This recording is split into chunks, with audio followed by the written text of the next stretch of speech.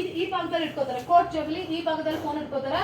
ಇಟ್ಕೊಳ್ಳೋ ಅಂತ ತುಂಬಾ ಹೆಣ್ಮಕ್ಳಿಗೆ 90% PCOD PCOS ಬರ್ತಾ ಇದೆ, ಗರ್ಭಕೋಶದ ಕ್ಯಾನ್ಸರ್ ಬರ್ತಾ ಇದೆ, ಬಂಜತನ ಅಬೋರ್ಷನ್ಸ್ ಬರ್ತಾ ಇದೆ. ಹಾಗಾದ್ರೆ ಇನ್ನೆಲ್ಲಿಡ್ಬೇಕು ಅಂತ ಕೇಳುವಾಗ ತುಂಬಾ ಜನ ತೀರ್ಮಾನ ಮಾಡಿದ್ರು ಎಲ್ಲಿಟ್ರು ಕಾಯಿಲೆ ಬರುತ್ತೆ, ಅದಕ್ಕೆ ನಾನು ಕೈಲಿ ಇಟ್ಕೋತೀನಿ. ಕೈಲಿ ಇಟ್ಕೊಂಡ್ರೆ ಕಾಯಿಲೆ ಬರಲ್ವಾ ಅಂದ್ರೆ ಕೈಲಿ ಇಟ್ಕೊಂಡ್ರೆ ಕಾಯಿಲೆ ಬರಲ್ಲ.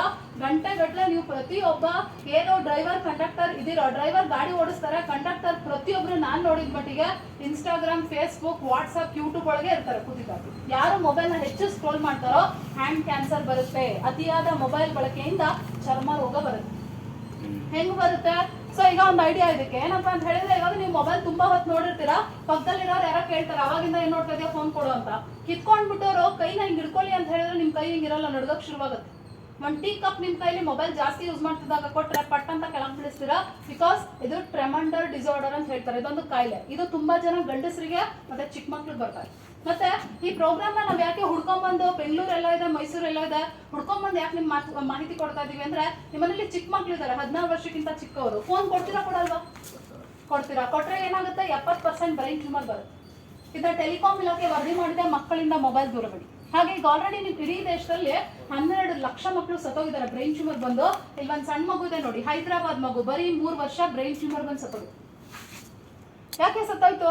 ಈ ಮಗು ಏನು ಮೊಬೈಲ್ ಬಳಸ್ತಿರ್ಲಿಲ್ಲ, ಆದ್ರೆ ಈ ಮಗು ಮನೆ ಮೇಲೆ 2 ಟವರ್ ಹಾಕಿದ್ರು, ಮನೆಯಲ್ಲಿ 4 ಮೊಬೈಲ್ ಇತ್ತು, ಆ ರೇಡಿಯೇಷನ್ ಎಫೆಕ್ಟ್ ಇಂದ ಮಗು ಸತ್ತೋಗಿದೆ. ಬಟ್ ನೀವು ಆಲೋಚನೆ ಮಾಡಿ, ನಿಮ್ಮ ಮನೇಲಿ 3 ವರ್ಷದ ಪಾಪು ಇದ್ರೆ ನೀವು ಇಡೀ ಡಿಪೋದವ್ರಿಗೆ ಹೇಳ್ಕೊ ಬರ್ತೀರಾ ಹೆಮ್ಮೆಯಿಂದ, ನಮ್ಮ ಮಗು ಬರೀ 3 ವರ್ಷ, ನೀವೇನಾದ್ರೂ ಕೇಳಿ ಅವನೇ ಓಪನ್ ಮಾಡ್ಬಿಡ್ತಾನೆ ಯೂಟ್ಯೂಬ್ ಅಲ್ಲಿ ಅಂತ. ಬಹಳ ಹೆಮ್ಮೆಯಿಂದ ಗೌರವದಿಂದ ಹೇಳ್ಕೊತೀರಾ, ಆ ಮಗುಗೆ ಎಷ್ಟು ಕಾಯಿಲೆ ಬರುತ್ತೆ ಯೋಚನೆ ಮಾಡಿ. ಒಂದ್ ಕಡೆ ನಿಮ್ಮ ಮಕ್ಳಿಗೆ ಬ್ರೈನ್ ಟ್ಯೂಮರ್ ಬರುತ್ತೆ, ಎರಡನೇದಾಗಿ ನಿಮ್ಮ ಮನೇಲಿ ಚಿಕ್ಕ ಮಕ್ಳಿದ್ರೆ, ಹೆಣ್ಮಕ್ಳಿದ್ರೆ 3-4ನೇ ಕ್ಲಾಸ್ಗೆ ವಯಸ್ಸಿಗೆ ಬರ್ತಾರೆ. ಅದಕ್ಕೆ ಕಾರಣ ಏನಂದ್ರೆ ನೀವು ಕೊಡೋ ಸ್ಮಾರ್ಟ್ ಮೊಬೈಲ್. ಹೇಗೆ ಕಾರಣ ಆಗುತ್ತೆ? ಈಗ ಅಮ್ಮ ಇರ್ತಾಳೆ ಮನೇಲಿ, ಅವಳೇನ್ ಮಾಡ್ತಾಳೆ, ಎಲ್ಲ ಶಾಪಿಂಗ್ ಹೋಗ್ಬೇಕು, ಮಗು ಕೈಲಿ ಮೊಬೈಲ್ ಕೊಟ್ಟು ಹೋಗ್ತಾಳೆ. ಟಾಮ್ ಅಂಡ್ ಜೆರ್ರಿ ನೋಡ್ತಿರೋ ಅರ್ಧ ಗಂಟೆಲಿ ಬರ್ತೀನಿ. ಆದ್ರೆ ಮಗು ಟಾಮ್ ಅಂಡ್ ಜೆರ್ರಿ ನೋಡ್ತಿದ್ಯಾ? 100% ಇಲ್ಲ.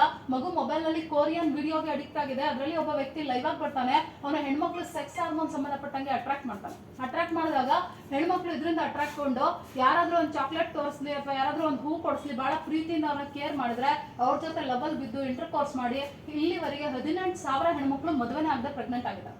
ನಿಮ್ಮಲ್ಲಿ ಯಾರಾದ್ರೂ ಬ್ಯಾಚುಲರ್ಸ್ ಇದ್ದು ಹುಡುಗಿ ನೋಡ್ತಾ ಇದ್ದೀರಾ ಅಂದ್ರೆ 18,000 ಹೆಣ್ಮಕ್ಳು ಆಲ್ರೆಡಿ ಪ್ರೆಗ್ನೆಂಟ್ ಆಗಿದ್ದಾರೆ. ಜೆನ್ಯೂನ್ ಹುಡುಗಿರು ಸಿಗ್ತಾರೆ ಅಂತ ನಾವು ಹೇಳಕ್ಕಾಗಲ್ಲ.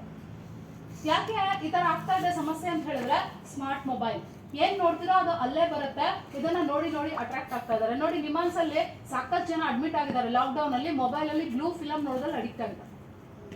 ಹಾಗೆ ಮನೇಲಿರೋ ಗಂಡ್ ಮಕ್ಳಿಗೆ ಗೌರ್ಮೆಂಟ್ ಕೆಲಸ ಸಿಕ್ಕಲ್ಲ. ಯಾಕೆ ಸಿಕ್ಕಲ್ಲ? ಯಾರು ರಾತ್ರಿ 10 ಗಂಟೆಗೆ ಹೋಗ್ತಾರೆ ಬೆಡ್ರೂಮ್ ಮಲ್ಕೊಳಕ್ಕೆ, ಬಟ್ ಅವ್ರು ಮಲ್ಕೊಳ್ಳೋದು ರಾತ್ರಿ 1 ಗಂಟೆಗೆ. ಯಾರೆಲ್ಲ ರಾತ್ರಿ 10ರಿಂದ 2 ಗಂಟೆ ಮೊಬೈಲ್ ಹೆಚ್ಚಿಗೆ ಉಪಯೋಗಿಸ್ತಾರೋ ಕಿಡ್ನಿ ಡ್ಯಾಮೇಜ್ ಆಗುತ್ತೆ. ಕಿಡ್ನಿನೇ ಹೋದ್ರೆ ಗೌರ್ಮೆಂಟ್ ಕೆಲಸ ಎಲ್ಲಿ ಸಿಗುತ್ತೆ?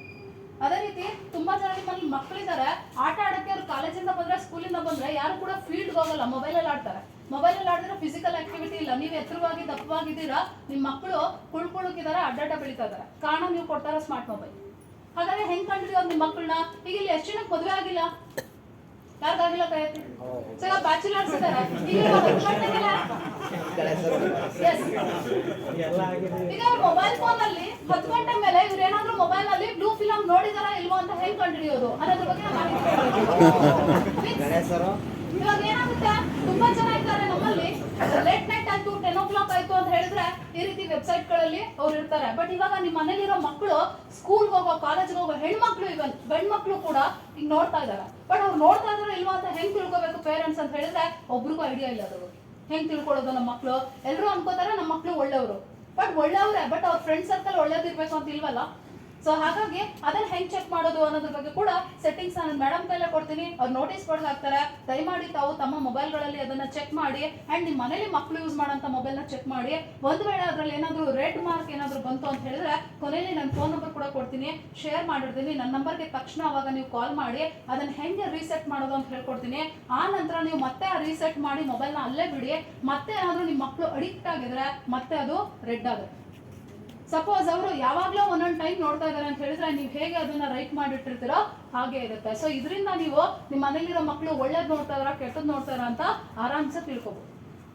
ಅದೇ ರೀತಿಯಲ್ಲಿ ಈ ರೀತಿ ನಾವ್ ಯಾಕೆ ಮಾಡ್ಬೇಕಂದ್ರೆ, ನೋಡಿ ಹಿಂದೆ ಎಲ್ಲರಿಗೂ ಮದುವೆ ಆಗ್ತಾ ಇತ್ತು, 10ರಿಂದ 15 ದಿನದಲ್ಲಿ ಮದುವೆ ಮಾಡೋರು, ಅವ್ರ ಸಂಸಾರ ಚೆನ್ನಾಗಿರ್ತಾ ಇತ್ತು. ಈಗ ಯಾರಿಗಾದ್ರೂ ಹೆಣ್ಣು ಗಂಡು ಹುಡುಕಕ್ ಸ್ಟಾರ್ಟ್ ಮಾಡಿದ್ರೆ 2 ವರ್ಷ ಬೇಕು ಮದುವೆ ಮಾಡ್ಸಕ್ಕೆ.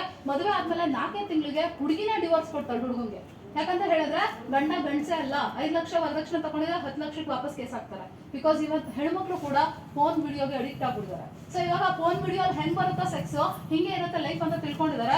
ಯಾವಾಗ ಲೈಫ್ ಲೆವೆಲ್ಗೆ ಸ್ಯಾಟಿಸ್ಫ್ಯಾಕ್ಷನ್ ಸಿಗಲ್ಲ, ಡಿವೋರ್ಸ್ಗಳು ಜಾಸ್ತಿ ಆಗುತ್ತೆ. ಅದಕ್ಕಾಗಿ ನೀವು ಪ್ರತಿಯೊಂದು ಮೊಬೈಲ್ನ ಚೆಕ್ ಮಾಡಲೇಬೇಕಾಗುತ್ತೆ. ಅದೇ ರೀತಿ ನಿಮ್ಮಲ್ಲಿ ಯಾರಾದರೂ ಪ್ರತಿ ದಿವಸ 6 ನಿಮಿಷಕ್ಕಿಂತ ಹೆಚ್ಚಿಗೆ ಮೊಬೈಲ್ನ ಉಪಯೋಗ ಮಾಡ್ತಾ ಇದ್ರೆ ಯಾವಾಗ ಬೇಕಾದ್ರೂ ಬ್ರೈನ್ ಟ್ಯೂಮರ್ ಬರ್ಬೋದು. ಇದ್ರ ಹೆಸರಿದೆ ಗ್ಲಿಯೋಮು. ಯಾರಾದ್ರೂ ನಿಮ್ಮಲ್ಲಿ ಅರ್ಧ ಗಂಟೆಗಿಂತ ಮೋರ್ ದ್ಯಾನ್ ಮೊಬೈಲ್ ಬಳಸ್ತಾ ಇದ್ರೆ ಮೊಬೈಲ್ ಇಂದ ಕ್ಯಾನ್ಸರ್ ಬರುತ್ತೆ. ಇದನ್ನ ಇಟಾಲಿ ಸುಪ್ರೀಂ ಕೋರ್ಟ್ ಪ್ರೂವ್ ಮಾಡಿದೆ. ಹಾಗೆ ನಿಮ್ಮಲ್ಲಿ ತುಂಬಾ ಜನ ಟಿಕೆಟ್ ಇಶ್ಯೂ ಮಾಡ್ತಾ ಇರ್ತೀರಾ, ಫೋನ್ ಬರುತ್ತೆ ಹಿಂಗೆ ಕಿವಿಗೆ ಫೋನ್ ಹಿಂಗೆ ಇಟ್ಕೊಂಡು ಟಿಕೆಟ್ ಇಶ್ಯೂ ಮಾಡ್ತಾ ಇರ್ತೀರಾ. ಫೋನ್ ಏನಾದ್ರೂ ಹೀಟ್ ಆದ್ರೆ, ಕಿವಿ ಹೀಟ್ ಆದ್ರೆ ನೆಗ್ಲೆಕ್ಟ್ ಮಾಡಿ ಯೂಸ್ ಮಾಡಿದ್ರೆ ಇಯರ್ ಕ್ಯಾನ್ಸರ್ ಬರುತ್ತೆ. ಸೊ ಇದು ಗೋವಿಂದ್ ಕಾರಜೋಳ ಅಂತ ಮಿನಿಸ್ಟರ್ ಕಿವಿ ತೂತಾಗಿದೆ. ವಿಜಯಪುರ ಸಣ್ಣ ನೀರಾವರಿ ಸಚಿವ. ಮೇಡಮ್ ಸ್ವಲ್ಪ ಫೋಟೋಸ್ ಬೇಕು ನನಗೆ ಪ್ರೋಗ್ರಾಮ್ ತೆಗಿಸಿ ನಿಮ್ಮ ಮೊಬೈಲಲ್ಲಿ.